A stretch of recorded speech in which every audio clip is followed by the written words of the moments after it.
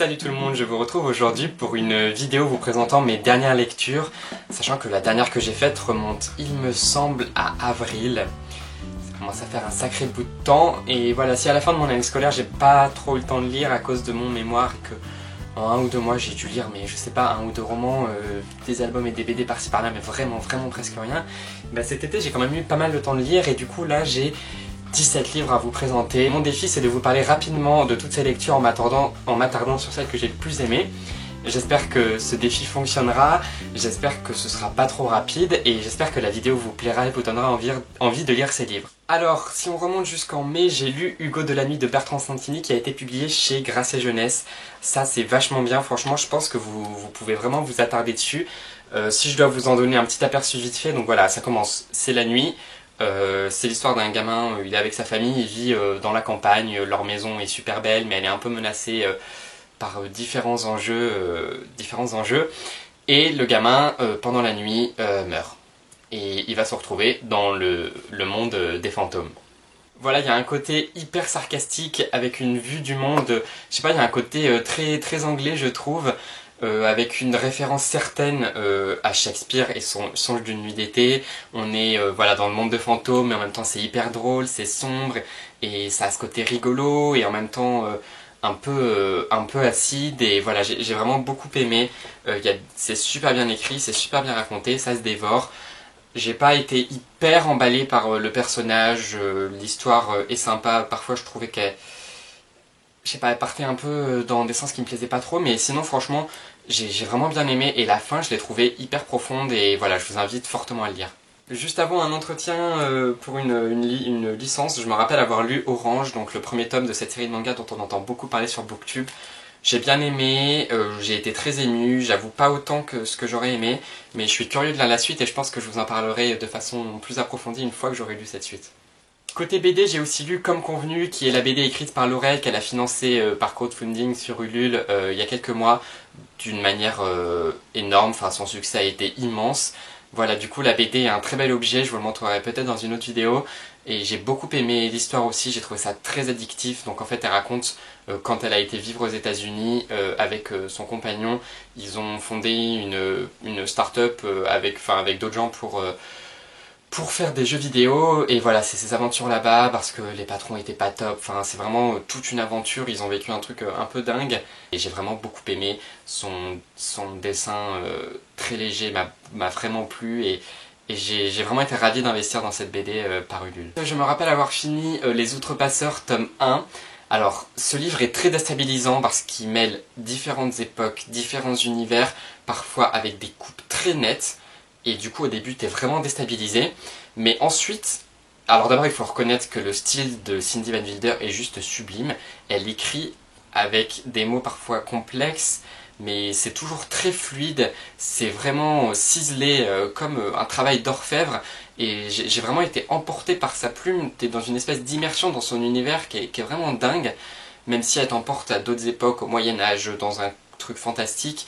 Et voilà, son univers, sa plume, j'ai beaucoup aimé. Ça a été difficile de me mettre dans son univers, surtout quand tu lis de façon coupée. Mais ensuite, franchement, chapeau bas, parce que tu te laisses emporter. Et ouais, c'est original, c'est bien fait, et je vous le recommande. Lecture plus estivale, j'ai lu Moi et les Aquaboys, donc là c'est les horreurs non corrigées, mais il est déjà sorti. Ouais, lecture vraiment estivale, c'est très rigolo, c'est léger, ça casse pas 3 pattes à un canard, mais c'est cool, c'est l'histoire d'une fille qui... Voilà, son rêve ça a toujours été d'être nageuse avec sa meilleure amie, elle s'entraîne hyper dur, et puis un jour il y en a une qui gagne la compétition et l'autre qui est recalée parce qu'en fait il se trouve que elle est nulle. Il y a son amie qui part dans une école spécialisée, elle se retrouve toute seule, sa passion elle a plus vraiment lieu d'être, et du coup sa vie est un peu vidée de tout sens, et elle va essayer de la retrouver avec un projet c'est un truc type La France a un incroyable talent, je sais plus exactement ce que c'est, mais voilà, elle va faire ça avec quelques mecs et ça va un peu redonner un sens à son été, à sa vie, tout ça, et c'est hyper drôle, franchement j'ai beaucoup aimé son ton. J'ai aussi lu Dis-moi si tu souris, qui est une parution récente des éditions Nathan, et ça franchement c'est top, il faut vraiment que vous le lisiez. Le ton est incroyable, c'est une fille aveugle, il lui arrivait des trucs vraiment pas cool. Si je vous le racontais ça paraîtrait pas crédible, alors je vais pas vous le raconter, parce qu'en fait dans le roman c'est vraiment crédible, c'est bien amené, tout se tient. Et elle a un ton vraiment très acide, très acerbe, très franc, elle a les choses à penser, elle les pense, elle les dit, et du coup c'est hyper original. Au début c'est très déstabilisant, mais c'est très original, c'est très fort. Ce qui fait que on s'attache vraiment au personnage. Il y a pas mal d'intrigues qui se mêlent, mais toujours de manière très fluide. Je vais pas vous les détailler parce que ça sert pas forcément à grand chose, mais en gros c'est le quotidien d'une ado aveugle. Pourquoi il faut lire ce livre? Pour ce ton original, franc et vraiment prenant, mais aussi pour l'émotion qui est véhiculée.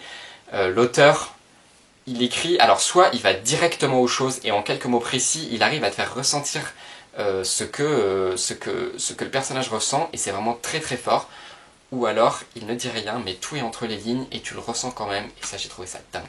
Et je devais être dans une bonne passe parce que j'ai enchaîné sur Harry Potter tome 4 et la Coupe de Feu que bien entendu j'ai dévoré. J'avais limite hâte à chaque fois d'être dans le métro juste pour le dévorer. Il est encore mieux que les précédents. L'univers, les personnages, ça s'approfondit, ça s'assombrit. Du coup, c'est plus intéressant. Et comme ça se détache du film, moi j'ai découvert beaucoup plus de choses. En plus, il y a certains trucs énormes que j'avais oubliés. Et du coup, j'étais vraiment à fond. Et voilà, je trouve que ça devient vraiment de mieux en mieux à chaque tome. Et celui-ci, encore plus que les précédents. La bonne passe s'est arrêtée là, parce que ensuite j'ai lu Audrey retrouvée, paru chez Pocket Jeunesse, et je suis désolé pour ceux qui l'ont aimé, mais j'ai vraiment pas aimé. Je peux pas non plus dire vraiment pas aimé, parce que, comment vous dire, en fait, j'ai lu les 150 premières pages, et j'ai cru que j'allais arrêter le bouquin, vraiment. Je suis désolé, mais je trouve que les 150 premières pages sont à jeter. Tous les personnages, leurs caractères sont poussés à l'extrême. La mère ne fait que de s'énerver, c'est insupportable, contre ce fils qui joue tout le temps aux jeux vidéo, mais elle pète des câbles, elle va même jusqu'à jeter un ordinateur par la fenêtre, j'ai envie de dire, il y a des limites quand même. Du coup, moi j'ai trouvé ça fatigant, ça tourne autour de cette histoire, ça tourne en rond, je trouve que ça servait à rien. Et ensuite, la deuxième moitié du bouquin, là je l'ai vraiment lu vite. Bon, à la fin, vers ce milieu-là, je disais un peu en diagonale, parce que j'avoue que j'en avais marre, mais ensuite, j'ai trouvé que c'était addictif. J'ai même loupé un arrêt de métro à cause de ce bouquin, donc c'est dire si la deuxième partie du livre m'a plus intéressé. Je dois quand même reconnaître à ce livre qu'on s'attache vraiment aux personnages, que l'histoire est prenante, que ces personnages sont émouvants. Mais voilà, la première moitié est à jeter, la deuxième est bonne. C'est pas pour moi le livre du siècle, je trouve qu'il y avait des trucs un peu creux, des trucs clichés, des trucs inintéressants, mais voilà, c'est sympa. Je sais qu'il y en a qui l'ont adoré, donc pourquoi pas se pencher dessus. Moi je vous recommande de passer votre chemin. Quitte à lire un truc léger et drôle, je vous recommande plutôt moi et les Aquaboys. Ensuite, heureusement, je suis rentré de nouveau dans une phase de lecture vraiment très très bonne. Alors j'ai lu Ernig et Zebraël, qui est un livre entre roman et album qui va sortir chez Les Fourmis Rouges à la rentrée littéraire. Je vous en reparlerai sans doute plus à ce moment-là. Mais voilà, c'est entre album et roman, je sais plus ce que je vous ai dit, mais c'est entre album et roman. Les illustrations sont superbes, c'est un conte. C'est très intelligent, c'est très bien écrit, c'est très beau, c'est très prenant. Et franchement, il y a du lourd. Après, j'ai lu le superbe Songe à la douceur, qui est le nouveau roman de Clémentine Beauvais. Alors, je vous conseille d'aller lire ma chronique sur mon blog du bouquin, parce que j'y mets vraiment tout ce que j'ai ressenti, mais c'est vraiment le chef-d'œuvre de la rentrée. Si à la rentrée, il n'y a qu'un seul livre que vous devez lire, c'est Songe à la douceur. Il est juste incroyablement écrit. L'auteur met plein d'extrêmes dans son bouquin, et ça marche quand même. Elle met plein de choses. C'est à la fois hyper bien écrit, complexe, intellectuel, littéraire, superbe, et pourtant, ça se lit hyper vite, c'est léger, c'est drôle. Elle se joue des mots, des figures de style, des personnages, du lecteur, elle se joue de tout, elle s'amuse énormément, et le lecteur aussi. Et même si elle s'amuse, même si elle se moque un peu, même si elle met un peu de parodie, tu prends quand même l'histoire d'amour au sens littéral, t'as envie d'y croire, tu y crois, tu te laisses emporter, tu tombes amoureux des personnages, et tu tombes amoureux de cette histoire d'amour, comme le dirait Mathilde de Maman Olive, si tu passes par là, clin d'œil. Mais voilà, moi-même je suis tombé amoureux de cette histoire d'amour, et je vous la recommande énormément. C'est drôle, bouleversant, poignant, superbe, et franchement ça vous met une claque, et ça rentre tout de suite dans vos livres préférés. Après ça, j'ai lu Ma mère, le crabe et moi de Anne Persin, qui est publié chez le Rouergue, qui est d'ailleurs dans la sélection 3e lycée du prix des Incorruptibles cette année. Je vous en reparlerai bientôt.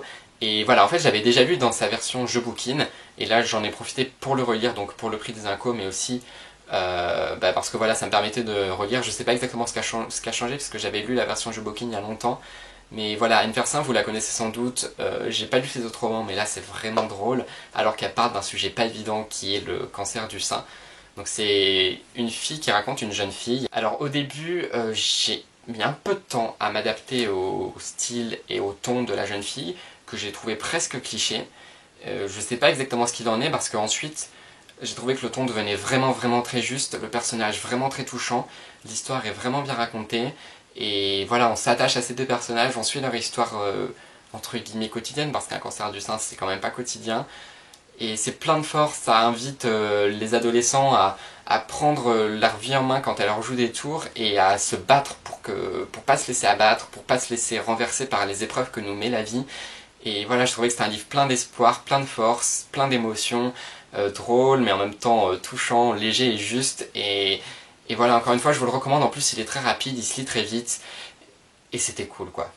Encore une fois, un bon roman dans la sélection du prix des Incorruptibles, parce que celle 3e lycée de cette année est vraiment top. Je vous en reparlerai. Entre deux lectures dont je vais vous parler juste après, j'ai lu Samedi 14 novembre de Vincent Vimino qui sort chez Sarbacane en octobre, je crois, donc qui est un livre sur les attentats du 13 novembre de l'année dernière, mais qui commence juste après que les attentats soient terminés. Le début est hyper fort, ça te prend au trip tout de suite, c'est vraiment bien écrit, c'est bien pensé.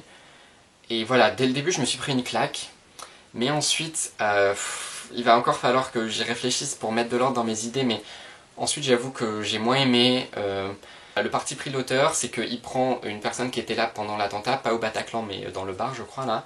Le mec perd son frère, et 1 ou 2 jours après, il croise dans le métro l'un des terroristes. Le livre est très bien écrit, très intelligent, il y a des réflexions vraiment poussées, c'est jamais bête, c'est jamais facile, ça vraiment chapeau bas pour avoir écrit ce bouquin. Après moi, j'ai pas été emporté, j'ai pas été touché, et il y a quand même pas mal de choses que soit j'ai pas trouvé crédibles, soit j'ai pas trouvé assez poussées, soit je... C'est difficile d'en parler parce que d'une part c'est pas un sujet facile, d'autre part j'ai encore du mal à mettre exactement le doigt sur ce qui m'a déplu. Je sais qu'il y en a qui se sont pris une grosse claque et qui ont adoré, ben pas moi. Voilà, j'ai donc relu les 2 tomes de Van Gogh pour mon voyage dans les îles éoliennes. Alors pour ça je vous invite tout simplement à aller voir la vidéo que j'ai faite avant d'aller dans les îles éoliennes, dans laquelle je parle de Van Gogh. Pour moi Van Gogh c'est écrit mais à la perfection. J'ai l'impression que chaque mot qui est là est exactement à sa place. C'est un vrai voyage dans le monde, dans l'histoire, mais aussi dans tous les personnages qu'il met en place. Il y a plein d'intrigues, plein de choses qui se bousculent, mais tout se tient, tout est clair, et waouh, c'est un souffle qui t'emporte, et c'est incroyable. À lire absolument, et je vous recommande d'ailleurs d'aller voir la vidéo de Lemon June dans laquelle elle parle de Van Gogh, où elle en parle à merveille. Juste avant de partir, j'ai commencé un roman qui s'appelle À la place du cœur. Donc bon là j'ai l'espoir de me corriger, mais je la mets dans la jolie couverture que Glenn Tavnek m'a donnée. Donc voilà, une super couverture qui a été cousue à la main. Enfin bon, bien sûr votre livre ne sera pas cousu à la main, mais la couverture a été brodée à la main. Et voilà, elle est très belle. Donc là c'est en gros une histoire d'amour sur quelques jours, au moment des attentats de Charlie. Ça se tient vraiment en quelques jours, et pendant tous ces jours t'as 2 extrêmes qui se bousculent. L'amour que va ressentir notre jeune héros pour une fille de sa classe, et l'horreur des attentats qui se passent à Paris et tout ce que ça engendre. Ces 2 extrêmes, et ça va chambouler le personnage principal qui raconte l'histoire, et ça j'ai trouvé ça vraiment très juste. C'est que voilà, lui il est tombé amoureux à ce moment-là et il se dit merde, est-ce que j'ai le droit d'aimer alors qu'il se passe des horreurs à l'autre bout de la France. C'est vraiment très fort. Au début j'ai eu du mal encore une fois avec ce ton, j'avais l'impression que c'était cliché ou que ça sonnait pas bien. Et ensuite j'ai trouvé ça vraiment très juste. C'est pas complexe, ça se donne pas trop d'air, mais c'est pas non plus bête. J'ai trouvé au contraire que c'était intelligent, que ça posait bien toutes ces questions, qu'on s'attachait au personnage, qu'on le comprenait, et que parfois c'était même très poignant. Et voilà, si vous devez lire si vous devez lire quelque chose qui interroge toutes ces histoires d'attentats sous le point de vue de l'adolescence, de l'amour, etc., moi je vous conseille celui-ci. Et enfin, ma dernière lecture en date, c'est L'Amie prodigieuse de Elena Ferrante, donc un bouquin italien qui est là, c'est l'option de la collection Folio. Je l'ai acheté juste avant de partir en Italie parce qu'il y a une partie qui se passait, enfin ça se passe à Naples. Moi, je passais rapidement par Naples en Italie. Du coup, je trouvais ça cool et puis j'avais envie d'avoir l'ambiance et finalement, j'ai pas beaucoup lu là-bas, donc je l'ai presque pas avancé. En plus, au début, j'avais du mal à rentrer dedans. Mais là, je l'ai dévoré en revenant. En fait, on est à Naples dans les années 50. On est sur une histoire d'amitié entre 2 petites filles et ça va être en 4 tomes. Donc en fait, c'est l'histoire d'amitié sur toute leur vie. Donc j'aime beaucoup ce principe-là, ce côté un peu saga familiale, ces personnages qu'on suit. Du coup, il se passe pas des trucs énormes, il se passe pas énormément de choses. C'est une histoire d'amitié, c'est du quotidien, c'est du psychologique. mais c'est hyper bien écrit.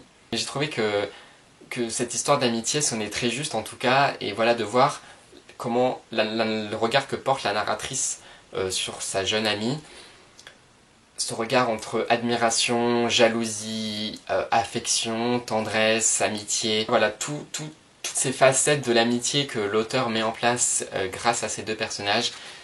J'ai trouvé que ça sonnait juste, voilà, et que moi ça me touchait, et que ça me parlait, et que les personnages étaient très bien peints, et que cette fresque de personnages et de Naples et des années 50 était pleine de couleurs, et en même temps à la fois sombre et lumineuse, et j'ai un avis très confus sur ce livre, mais en tout cas j'ai trouvé qu'il était vrai, et qu'il était beau, et qu'il était passionnant et touchant. J'espère que la vidéo n'était pas trop brouillon, j'espère que j'ai réussi à avoir des propos justes sur chaque livre et qu'ils ont pu vous convaincre de les lire ou de ne pas les lire, pour ceux que je ne vous recommande pas spécialement de lire. Voilà, quand même, si je devais, en fin de vidéo, parce que j'aime bien faire ça, vous donner un petit top 3 en quelque sorte des livres que vous devez retenir de cette vidéo, c'est bien simple. Vous devez lire Van Gogh, c'est obligé. Vous devez lire le nouveau Clémentine Beauvais, Songe à la douceur, qui est le roman de la rentrée. Et ensuite j'ai un peu de mal à me décider entre L'amie prodigieuse que j'ai beaucoup aimé et dans un registre totalement différent, encore un roman de la rentrée, À la place du cœur, qui est vraiment pas mal du tout. J'ai peut-être une petite faiblesse pour L'amie prodigieuse quand même. J'espère que cette vidéo vous a plu, que vous avez passé un bel été, que vous avez fait de belles lectures. En tout cas, je souhaite une bonne rentrée à ceux pour qui c'est le cas. Je vous souhaite encore de belles lectures. N'hésitez pas à me parler des vôtres en commentaire. Merci de me suivre parce que vous êtes plus de 1000 sur Instagram et bientôt 2000 sur la chaîne. Je vous dis à la prochaine dans une vidéo sur le blog ou bien sur un des réseaux sociaux. Salut tout le monde.